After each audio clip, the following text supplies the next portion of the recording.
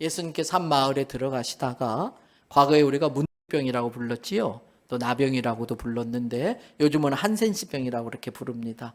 이 한센시병이 걸린 사람 10명이 예수님을 만나게 됩니다. 지금은 의학이 발달해서 다 치료되는 병입니다만은 예수님 당시에는 사람의 힘으로는 고치기 어려운 병이었었습니다. 그래서 율법에 의하면 다른 사람들에게 감염되지 않도록 이 병이 걸리면 지고아를 막론하고 무조건 마을에서 쫓겨납니다. 성 밖에서 살아야 됩니다. 어쩌다 기적처럼 병이 나아도 그냥 들어올 수 없고 제사장을 찾아가야 됩니다. 그래서 제사장한테 검사를 받고 당신은 이제 병이 다 나았다 그러면 공동체 안에 들어올 수가 있는 것입니다. 만일 그 절차가 없이 그대로 마을에 들어갔다가는 율법에 의해서 마을 사람들이 던지는 돌에 맞아 죽게 되어져 있습니다. 성 밖에서도 길 가다 우연히 정상인을 만나게 되면 한센시병에 걸린 사람은 한 팔로 자기 입을 가립니다. 그리고 손을 저으면서 나는 한센시병 환자입니다. 한센시병 환자입니다. 외쳐야 됩니다. 그러면 정상인이 돌을 던지기도 하고 그러면 그 사람은 이제 딴 길로 피해 가기도 하고 그게 그들의 삶의 모습입니다. 그런데 오늘 본문 보니까 이 10명의 한센시병 환자가 예수님을 만나게 됩니다. 여러분 누가복음 17장 12절에서 13절을 보세요.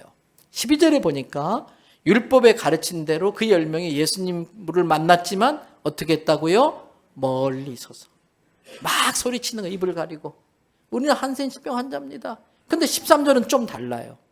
그렇게 외치고 이제 도망가야 되는데 그들이 또 소리칩니다. 예수 선생님이요.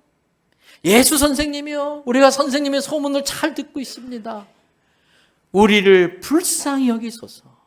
우리를 불쌍히 여기소서. 한번 따라 합시다. 우리를 불쌍히 여기소서.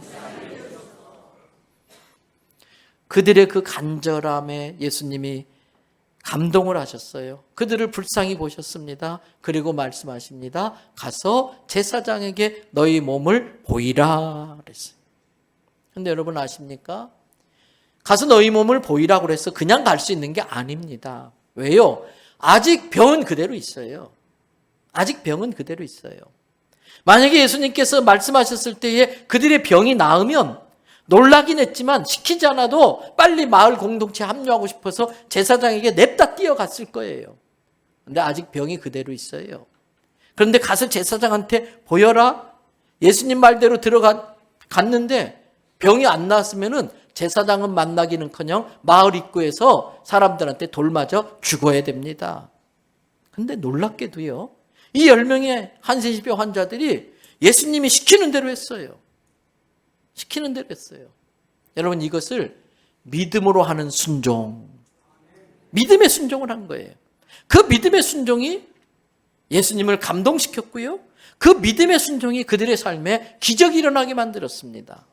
오늘 누가복음 17장 14절의 마지막 부분 보세요. 그들이 병이 나와서 제사장에 갔다고 한 것이 아니고 그들이 제사장을 향해 가다가 깨끗함을 입은 거예요. 병이 안 나았는데도 예수님의 말씀을 믿고 갔더니 병이 낫는 기적이 일어난 거예요. 할렐루야.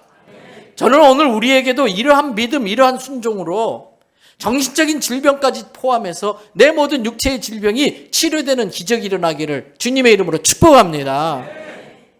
그 믿음의 순종이 돌에 맞아 죽을 상황도 돌에 맞아 죽지 않을 상황으로 바뀌는 기적을 일으킨 겁니다.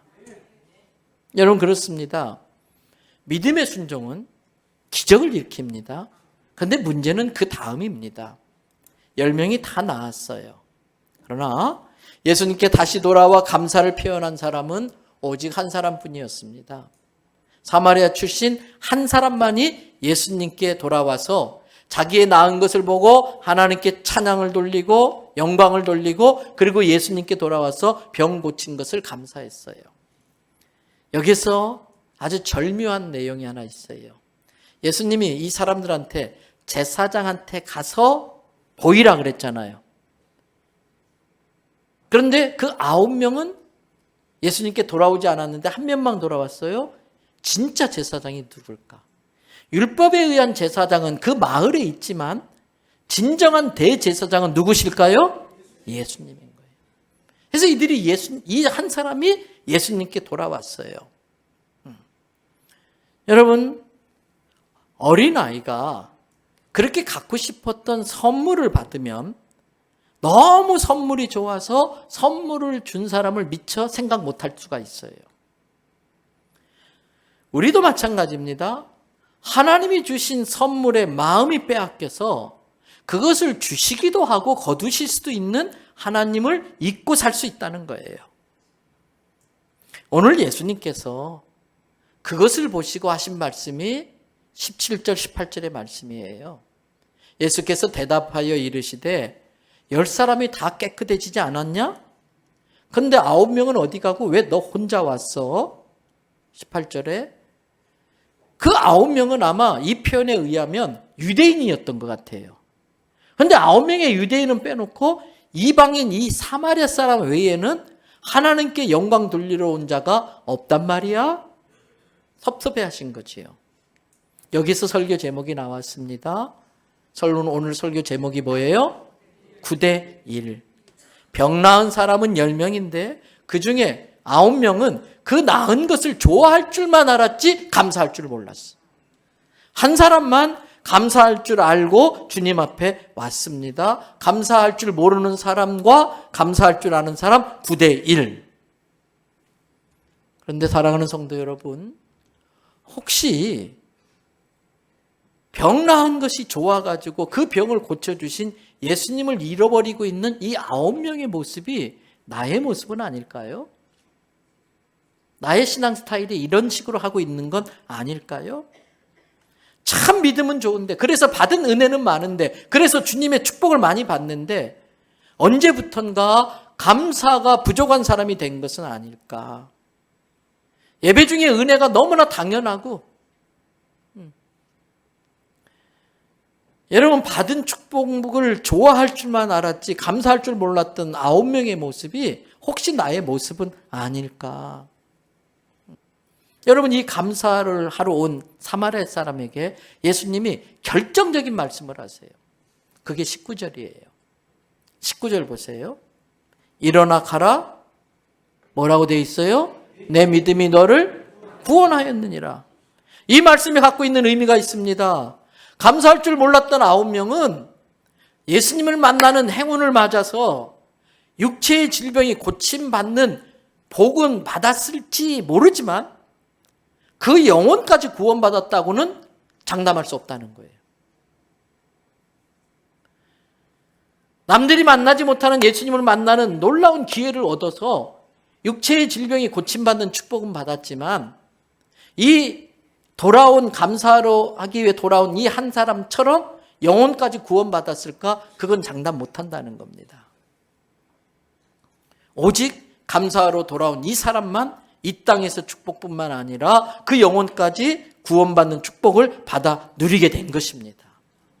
여러분, 우리가 저 사람 잘 산다, 저 사람 참 못 사네, 이런 말 쉽게 해요. 잘 산다는 기준이 뭡니까? 어떻게 하다 보니까 어떤 사람들보다도 더 많은 돈을 소유할 수 있게 됐고 그것으로 남들 살기 어려운 참 비싼 주택에서 살고 비싼 차 타고 다니면 참 저 사람 잘 사네 이렇게 말할 수 있어요.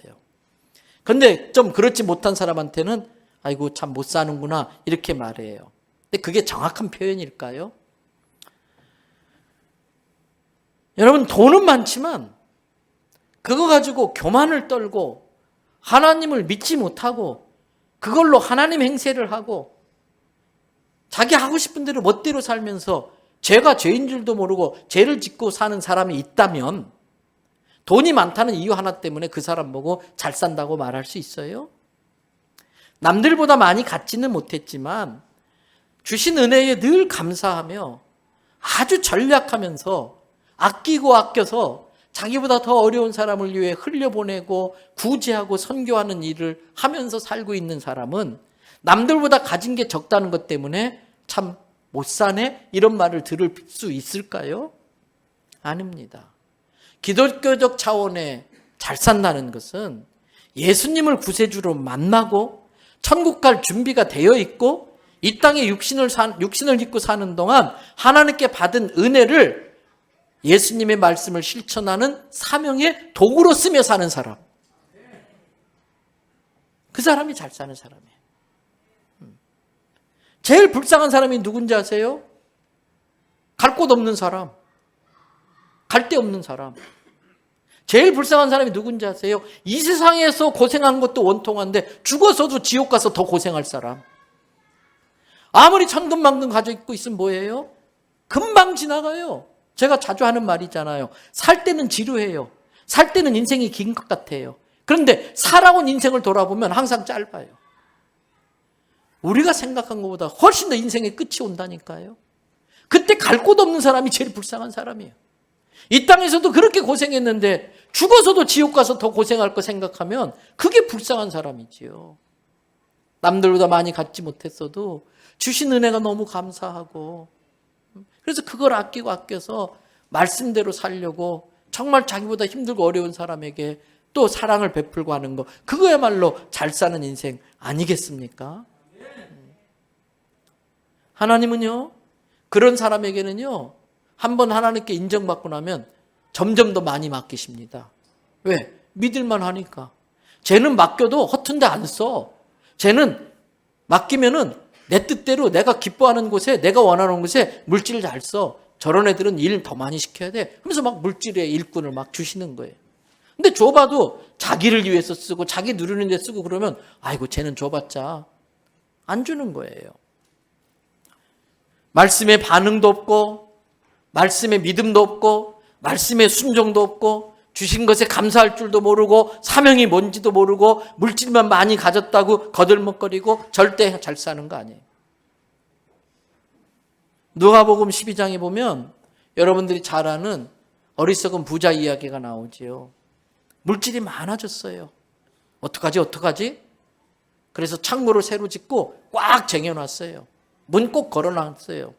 근데 또 물질이 막 생겼어요. 그래서 할수록 또 창고를 크게 짓고 막 쌓아놨어요. 아무도 못 가져게 잠가놨어요. 또 물질이 많아졌어요. 또 창고를 지었어요. 꽉 찼어요. 또 물질이 많아졌어요. 그 다음 또 뭐 할까요? 또 창고 짓겠지. 평생 창고 짓다 끝나는 거예요. 그리고 일꾼들을 거기에 가둬두니까 하나님께서 야, 일꾼들은 일을 시켜야지. 걷다 가둬놓으면 어떡해. 그러면서 자기 거라고 고집피니까 누가복음 12장 20절 말씀 다 같이 한번 읽도록 하겠습니다. 하나님은 이르시되 자여 오늘 밤에 내 영혼을 도로 찾으리니 그러면 내 준비한 것이 누구의 것이 되겠느냐 하셨으니 21절 자기를 위하여 재물을 쌓아두고 하나님께 대하여 부어하지 못한 자가 이와 같으니라. 소유권 이전시켜버리는 거예요. 하나님의 뜻대로 쓸 줄 아는 사람에게 일꾼을 더 많이 주는 거예요. 소유권 이전시키려니까 할 수 없이 자기 거라고 고집 부리고 있는 그 사람의 영혼을 걷어갈 수밖에 없었던 것이지요. 세상 사람들은 성공했다고 했는데 하나님은 이 사람 보고 어리석다고 그랬어요. 왜 어리석다고 했을까? 첫째는요, 받은 것에 대한 감사할 줄 모르는 게 어리석음이에요. 당연히 아니에요. 여러분 이 자리에 있다는 게 기적이에요. 아프시면 지금 못 오셨어요. 지금 편안하게 숨 쉬시죠? 자, 내가 숨 쉬어야지 한번 준비하고 숨 쉬어보세요.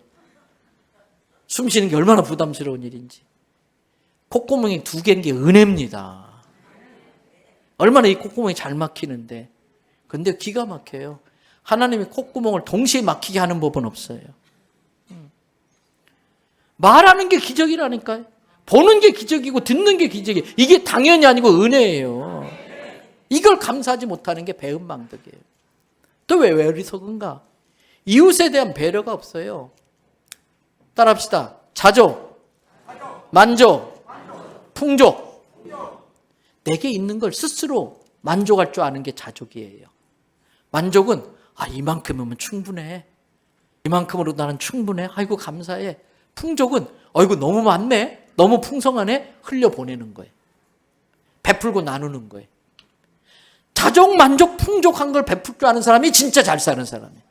그 사람이 진짜 행복한 사람이에요. 근데 이 부자는 그냥 한없이 또 창고 짓고 또 창고 짓고 창고 짓고. 또 이 부자의 어리석음은 뭘까? 자기를 위한 계획은 있지 자기를 향한 하나님의 계획을 모르고 산 거예요. 자기 계획은 뭐예요? 야, 이제 이 물건, 돈 많으니까 한번 신나게 즐겨보자. 크루즈 사람 타고 세계 일주도 하고 먹고 싶은 거 실컷 먹고 사고 싶은 거 다 사고. 그게 자기 계획이에요. 그런데 하나님께서 이 사람에 대한 계획을 발표하셨지요. 이 어리석은 친구야, 오늘 밤에 네 영혼을 가져가는 게 내 계획이야. 네 영혼 가져가면 네가 탄 거 쌓아둔 거 누구게 되게. 나의 계획은 잘 세웠는데 나를 향한 하나님의 계획이 뭔지 모르는 게 어리석음이에요. 나를 이 세상에 보내신 하나님의 뜻을 깨닫고 나를 통해 이루기를 원하시는 하나님의 그 뜻을 사명으로 알고 그 사명을 위해서 내게 주신 것들, 물질이 되었든 꼭 물질만 아니더라도 시간, 달란트, 은사, 재능들, 이걸 하나님의 뜻대로 쓸 줄 아는 사람이 잘 사는 사람이에요. 제일 불쌍한 인생, 사명이 뭔지도 몰라서 하루하루가 심심해서 미칠 것 같은 사람. 제일 불쌍한 사람. 몸의 상태와 재정의 상태와 상관없이 어떻게 해서든 내게 주신 것에 자족하고 만족하고 풍족한 줄 알아서 그 풍족함을 흘려보내 사명을 위해 쓸 줄 아는 사람, 그 사람이 진짜 잘 사는 사람이에요. 이 사람의 어리석은 결정적인 이유는 그날이 그의 마지막 날이라는 걸 모르고 있다는 거예요. 오늘이 나의 마지막일 수 있는데 오늘이 나의 마지막이라는 걸 모르는 게 제일 어리석은 거예요. 그래서 시편 기자 뭐라고 그랬어요? 주님, 나의 남은 날을 계수할 줄 아는 지혜를 주십시오. 나의 남은 날이 얼마인지를 아는 지혜를 주십시오. 여러분, 그러면 우리는 무엇을 감사하며 살아야 될까? 첫째는요, 내가 구원받고 천국 가게 된 것을 감사해야 할 줄로 믿습니다. 예수님을 내 인생에 만나게 된 게 얼마나 기적인지 몰라요. 예수 믿고 천국 가게 된 게 얼마나 기뻐 춤출 일이요. 설령 내가 거지로 산다 할지라도 예수님 믿고 천국 간다는 그 사실만으로도 내게 있는 모든 불평이 다 없어져 버려야 돼. 구원의 감격 그거 하나만으로도 감사할 충분한 조건이 되는 겁니다. 그래서 시편 기자는요, 자기 구원을 생각할 때마다 감격스러워서 다윗이 시편 35편 9절에서 이런 고백을 해요. 다 같이 내 영혼이 여호와를 즐거워하며 그의 구원을 기뻐하리로다. 여러분, 갈 곳 없는 사람이 제일 불쌍한 사람이에요. 우리는 설령 오늘 밤 주님이 나를 가져갈 계획이 있다 할지라도 나는 천국에서 더 멋지고 더 근사한 삶을 시작할 것을 믿으시기 바랍니다. 또 우리가 뭘 감사해야 될까? 지금 당연히 누리는 게 감사할 이유예요. 당연히 당연 아니라니까. 숨 쉬는 게 당연한 게 아니에요. 3분만 코 막고 한번 기다려 볼까요? 이 시간에 다 같이. 숨 쉬는 게 당연히 아니에요. 이 자리에 있다는 것이 은혜예요. 병원에 입원했으면 여기 못 온다니까요. 그래서 일상생활에 당연한 것들을 감사할 것으로 깨우치게 하는 것 중에 하나가 전에 한번 소개한 적이 있어요. 삼중장애. 보지도 못하고 듣지도 못하고 말도 못하는 헬렌 켈러가 쓴 글이 있잖아요. 3일만 볼 수 있다면. 그 책에 보면 헬렌 켈러가 이렇게 써놨어요. 만약 내가 사흘간 볼 수 있다면 첫째 날에는 나를 가르치려고 평생을 헌신하신 설리반 선생님을 찾아가서 그분의 얼굴이 어떻게 생겼는지 그분의 얼굴을 보겠습니다. 그리고 그분의 얼굴을 보고 난 다음엔 저는 산이라는 곳에 올라가서 아름다운 꽃과 풀과 빛나는 노을을 보고 싶습니다. 우리 언제든지 가서 볼 수 있잖아. 오늘 저녁 노을 보고 싶으면 모르는 데 가면 되잖아요. 언제든지 볼 수 있어요. 둘째 날에는 새벽에 일찍 일어나 먼동이 터오는 모습을 보고 싶습니다. 새벽기도 마치고 광안리 가세요. 볼 수 있어. 저녁에는 영롱하게 빛나는 하늘의 별을 보겠습니다. 누가 별 보지 말래요? 언제든지 원하면 별 볼 수 있는 게 은혜라고요. 그게 감사할 이유라는 거예요. 마지막 셋째 날엔 아침 일찍 일어나 큰 길에 나가서 일하러 부지런히 걸어가는 사람들을 그 활기찬 표정을 보고 싶습니다. 점심때에는 그렇게 보고 싶었던 그 영화라는 것을 한편 보고 싶습니다. 저녁에는 화려한 네온사인과 쇼윈도의 상품들을 구경하고 저녁에 집에 돌아와 사흘간 눈을 뜨게 해주신 하나님께 감사기도 하겠습니다. 이게 헬렌 켈러의 글이에요. 데살로니가전서 5장 18절에 범사에 감사하라. 이는 그리스도 예수 안에서 너희를 향하신 하나님의 뜻이니라. 하나님 뜻이 뭔지 알려고 고민할 필요 없어요. 하나님 뜻 알려고 금식기도 철야기도 하지 않아도 돼요. 여기저기 찾아다니지 않아도 돼요. 여기 선명하게 나와 있잖아요. 범사의 모든 일에 감사해라. 이것이 너희를 향하신 그리스도 예수 안에서 이것이 너희를 향하신 하나님의 뜻이라는 거예요. 일상생활 속에 당연한 것이 은혜인 줄 알고 감사하시기 바랍니다. 그리고 마지막 하나 더 말씀드리면 우리가 감사해야 될 게 있어요. 지금 내가 겪고 있는 역경을 감사해야 돼요. 지금 내가 겪고 있는 고난과 환난과 시련을 감사할 줄 알아야 돼요. 그런데 이거는 믿음 있는 사람만 할 수 있어요. 어떤 믿음? 여러분, 아주 비싼 도자기를 전시하려고 그래요.